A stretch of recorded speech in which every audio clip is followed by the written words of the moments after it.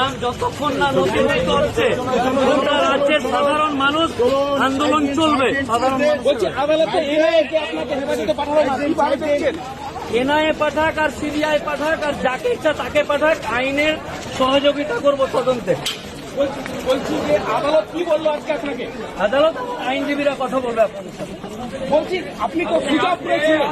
আমি সুজাপুরে ছিলাম, কিন্তু মঠবাড়ি নামেও দিয়েছে, তার সাথে প্রমাণ করবে। আপনার ছিলেন তো পুলিশের কথা হয়েছিল, পুলিশের সঙ্গে হ্যাঁ, কথা আমার হয়েছিল। সাথে পুলিশের কথা হয়েছিল এবং আমি এই আন্দোলনকে উঠিয়ে দিতে সহযোগিতা করেছি। কে ফাঁসালো আপনাকে? যে ফাঁসিয়েছে না কি হয়েছে সেটা জানি না।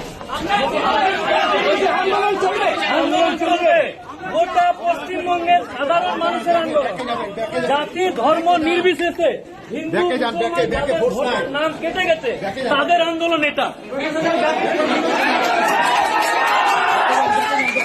বলছি দাদা এটিএম তো ছিলেন ওখানে,